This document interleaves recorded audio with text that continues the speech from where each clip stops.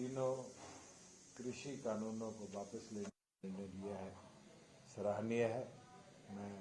प्रधानमंत्री का धन्यवाद करूंगा कि किसानों के इस लंबे संघर्ष को देखते हुए उनने इस पावन अवसर पर ये निर्णय लिया, और उम्मीद भी रखूंगा जो और समस्याएं कृषि क्षेत्र से संबंधित है, केंद्र की सरकार कंसल्टेशन कर कृषि क्षेत्र को और आधुनिक, बेहतर और प्रॉफिटेबल कैसे बनाया जाए, उस पर भी आने वाले भविष्य पे कदम उठाने का काम करेगी। और साथ में हम ये भी प्रयास करेंगे कि मिलकर जो लोग किसी मुकदमे में इस आंदोलन के दौरान, चाहे वो दिल्ली में हो, हरियाणा में हो, पंजाब में हो, नॉन लीथल एक्टिविटीज के अंदर अगर इन्वॉल्व रहे हैं तो उनके भी मुकदमे वापस लिए जाए, क्योंकि ये लड़ाई, ये संघर्ष अधिकतम इसलिए बढ़ा कि ये कानूनों के लाभ को प्रॉपरली पोर्ट्रे नहीं किया गया और ऐसा दर्शाया गया कि ड्रैकोनियन लॉज बनाए गए। मगर आज जिस तरीके से स्वयं प्रधानमंत्री ने ये माना कि मैंने समझाने में मेरी कमी रही और उसके लिए माफी मांगी, मैं ये मानता हूँ ये उनका बड़प्पन है कि उनने देश के लिए, देश की डेमोक्रेटिक इंटीग्रिटी के लिए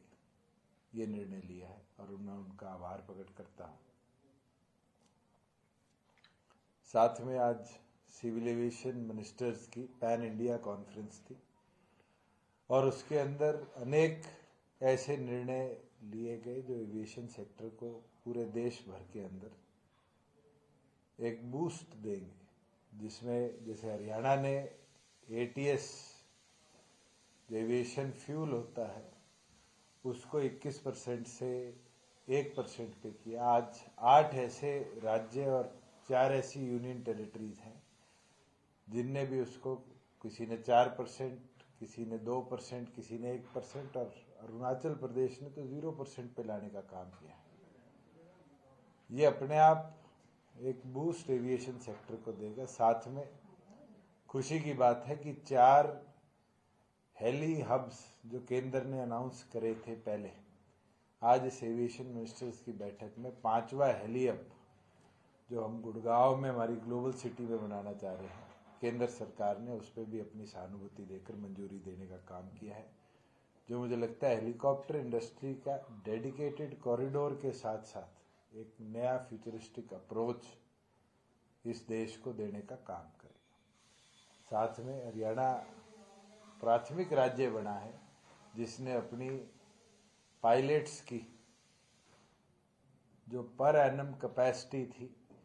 हम 200 बच्चों को ट्रेन करते थे, 50 ग्रेजुएट होते थे, उसको बढ़ाकर अब भिवानी में 100 एडिशनल और महेंद्रगढ़ में 100 एडिशनल सीट्स करी हैं। मेरा ये मानना है कि 400 एफटीओज की कैपेसिटी का पहला प्रदेश हरियाणा बनेगा, जिसके अंदर पर एनम 100 से ज्यादा पायलट्स को पूरी तौर पर ट्रेन कर एम्प्लॉय करने का हम काम करेंगे। एमएसपी को लेकर सर आपका क्या मानना है, क्योंकि एमएसपी पे पेच फंसेगा, किसान संगठनों ने भी साफ कह रहे कि हरियाणा प्रदेश उन राज्यों में है जिनने अपने फार्मर्स को एमएसपी सुनिश्चित करी है। जहां बाजरे तक की बात थी, किसी और राज्य ने 1 रुपया एडिशनल किसान को नहीं दिया। हमारी सरकार थी कि हमने 600 रुपया प्रति क्विंटल एडिशनल देकर किसान को उसकी फसल बेचने से पहले लाभ देने का काम किया, और हम तो निरंतर हरियाणा प्रदेश में एडिशनल क्रॉप्स को ऐड कर रहे हैं। जहां 13 ऐसी क्रॉप्स है जो केंद्र निर्धारित एमएसपी पर है, उसके साथ हॉर्टिकल्चर प्रोड्यूस 17 ऐसे हैं जिनको हम भावांतर भरपाई योजना के तहत और प्रोक्योरमेंट की ओर ले जाने का काम करते हैं। सर, हरियाणा में एक एचसीएस अधिकारी एचपीएससी में जो तैनात थे 1 करोड़ की रिश्वत के साथ पकड़े गए हैं, इस मामले पर आप क्या कहेंगे? कि सरकार पूरी तौर पर गंभीर है और ऐसी संगीन गतिविधियों में कोई पाया जाता है तो उसको बख्शने का काम हमारी सरकार नहीं करती। और जिस एफिशिएंसी के साथ क्राइम ब्रांच ने काम किया है, मैं तो बधाई देता हूँ सारी टीम को कि उनने जो जड़ थी उस जड़ से, उस रूट लेवल से ऐसे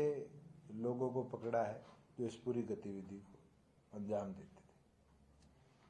सर, राकेश टिकैत पे क्या बोलेंगे? उन्होंने बोला है कि एजुकेशन जब तक मूव नहीं करेंगे जब तक आप लोग ये पार्लियामेंट से स्क्रैप ना करें। चलिए, अब तो कोई ज्यादा दिन नहीं है उनकी बात को भी, 10 दिन बाद पार्लियामेंट का सेशन है।